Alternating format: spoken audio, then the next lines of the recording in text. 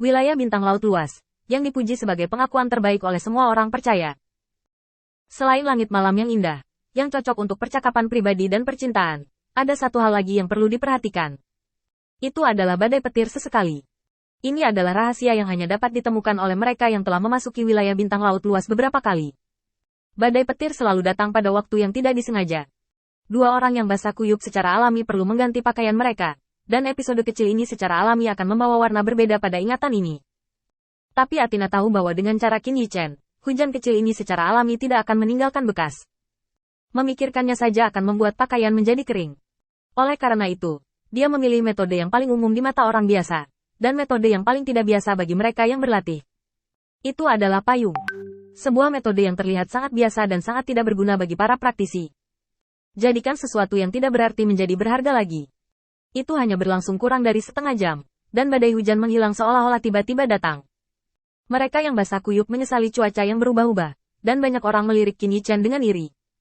Apalagi, wanita yang rela memegang payung untuknya jelas tidak mudah ditemukan.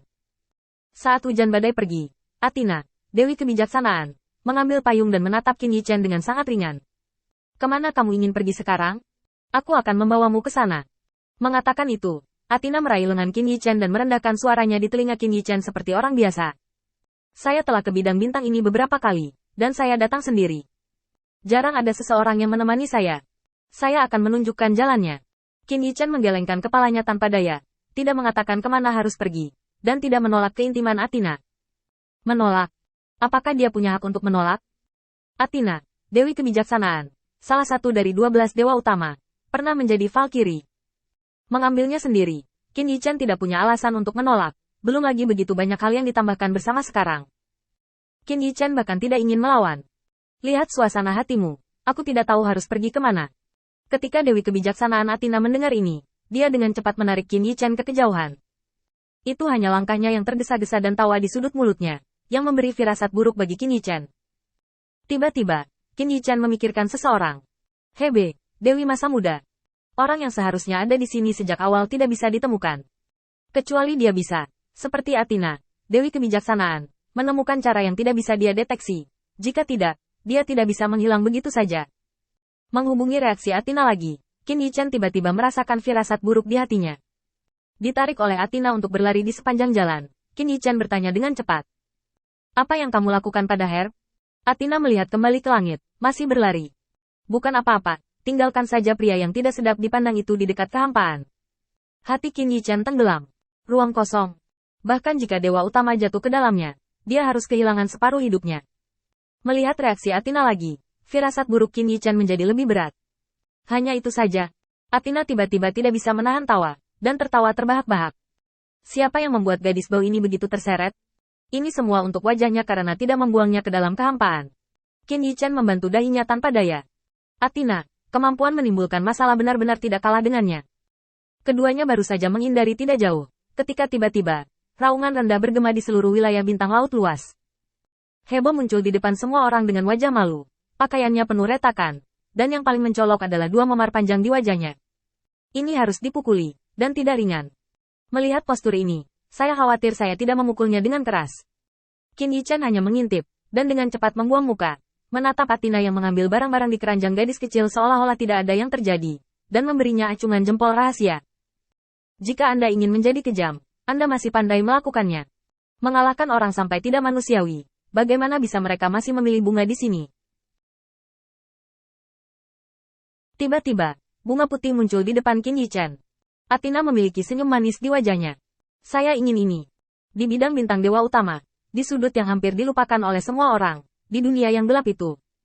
Angka yang tak terhitung jumlahnya diam-diam muncul. Setelah Zhao Wuling muncul di sini bersama semua orang, dia segera memerintahkan. Bangun cabang di sini. Beberapa orang percaya menjadi panik. Ini terlalu boros. Membangun candi kemanapun mereka pergi telah melebihi harapan mereka. Zhao Wuling memberi mereka pandangan langsung. Kenapa? Menurutmu sesuatu yang tidak bisa dilakukan tanpa nama, kita bisa melakukannya tanpa persiapan apapun? Pertanyaan retoris seperti itu secara langsung memblokir kata-kata semua orang. Melihat semua orang masih sedikit khawatir, Zhao Wuling mendesak dengan tidak sabar. Cepatlah, bagaimanapun, itu akan dibongkar ketika saatnya tiba, dan itu tidak akan menghabiskan banyak sumber daya.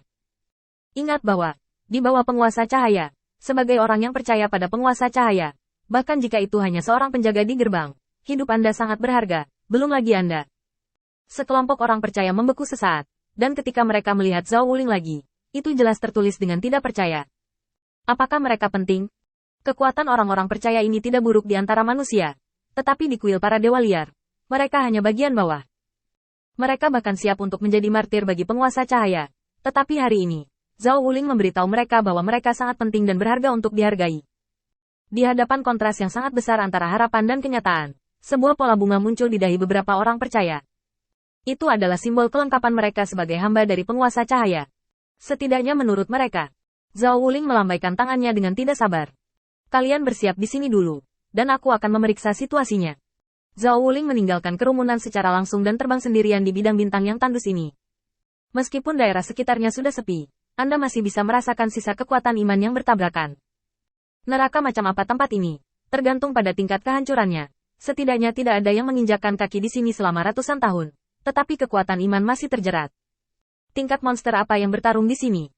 Zhao Wuling waspada, dan sekali lagi menyampaikan arti hati-hati kepada orang-orang percaya, dan kemudian terus menjelajah. Kali ini, Zhao Wuling mengeluarkan keterampilan tata graha dan dengan hati-hati menyembunyikan sosoknya di sepanjang jalan. Terutama kekuatan iman yang terjerat itu, dia tidak berani menyentuhnya, karena takut merusak keseimbangan antara kedua belah pihak. Saat Zhao Wuling sedang mencarinya, tiba-tiba, sebuah suara datang dari bawah. Zhao Wuling, aku di sini. Zhao Wuling mendengar suara yang dikenalnya, berhenti dengan cepat, dan melihat ke sumber suara itu. Segera, dia terkejut hingga berkeringat dingin. Di bawah pelariannya, ada dua kekuatan keyakinan yang sama sekali berbeda menyatu dan terjerat, seperti awan petir yang menyatu, melepaskan sedikit kekuatan dari waktu ke waktu. Kekuatan yang bocor inilah yang menambahkan beberapa ribu kekuatan lagi ke bumi yang hancur. Jurang sedalam meter.